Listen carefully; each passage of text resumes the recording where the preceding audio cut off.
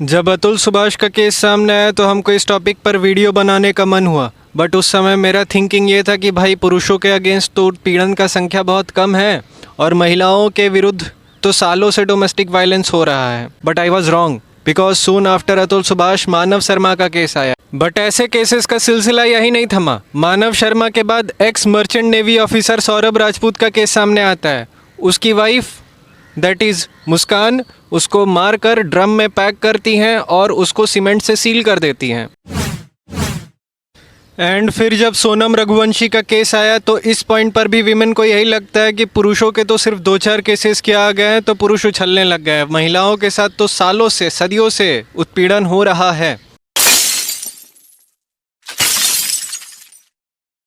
Hi guys, welcome to the series of men women and children. First of all, यहाँ पे कोई competition नहीं चल रहा है कि समाज में कौन ज़्यादा पीड़ित है और कौन कम पीड़ित है।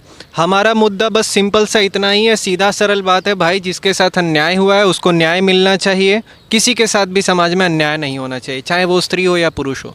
एंड सेकंड थिंग इज़ कि इतना केसेस आ गया है फिर भी महिलाओं को लगता है कि पुरुषों के सिर्फ 2-4 केसेस हैं। तो भाई ताज़ा खबर देखो, कर्नाटका में पत्नी ने अपने लवर के साथ मिलकर अपने पति को मरवाया।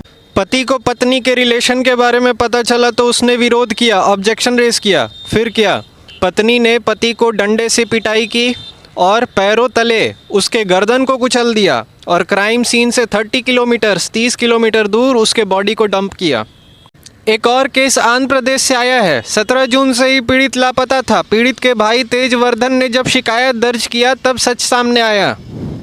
देखो भाई, तुम्हारे सामने आर्टिकल है स्क्रीन पर।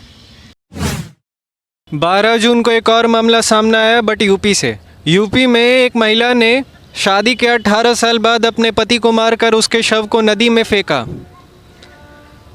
बट यहाँ पर इस केस में उनका 12 साल का एक बेटा भी था।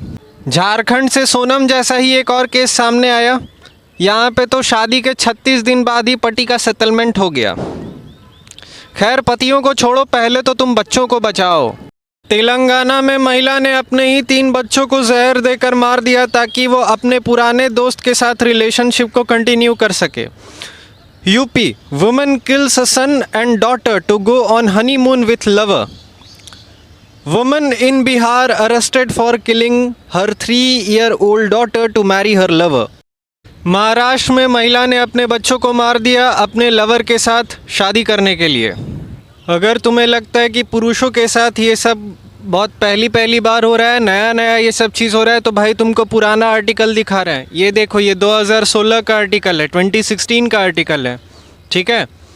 और अगर तुम्हें लगता है कि पुरुषों के साथ उत्पीड़न नहीं होता है तो भाई ये देखो, यूपी की बरेली में एक महिला ने अपने पति को जला दिया क्योंकि उसका पति काला था।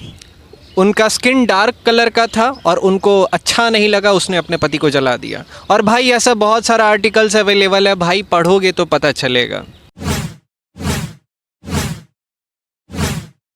एनसीआरबी के रिपोर्ट के अकॉर्डिंग 2021 में 81,000 से अधिक पुरुषों ने विवाह संबंधित मसलों के कारण सुसाइड किया, अपने प्राण त्याग दिए।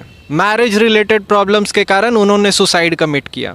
तो भाई 2-4 केसेस तो नहीं है। 2018 में जब सुप्रीम कोर्ट ने आईपीसी सेक्शन 497 को टेक डाउन कर दिया और ये घोषित कर दिया कि एडल्ट्री दैट इज़ व्यभिचार अब कोई क्राइम नहीं है, तब हम लोग के उस समय मैं 12वीं कक्षा में था और हम लोग के स्कूल में ये डिस्कशन होने लगा दोस्तों में कि भाई अब एडल्ट्री क्राइम नहीं है। यहाँ तक कि मेरे दोस्तों ने हंसी मजाक में भी मुझसे कह दिया, पांडे जी एडल्ट्री अब क्राइम नहीं है, मतलब अगर भाभी जी के साथ थोड़ा सा फ्लर्टिंग करेंगे तो चलेगा ना।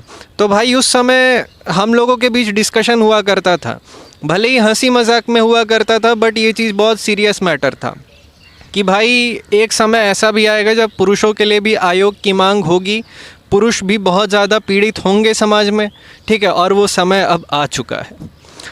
खैर, इतना सब होने के बाद भी, इतना केसेस डिस्कस करने के बाद भी और नंबर्स और डेटा दिखाने के बाद भी विमेन यही कहेंगी, जो फेमिनिस्ट्स हैं वो यही कहेंगी कि पुरुषों के तो सिर्फ 2-4 केसेस हैं।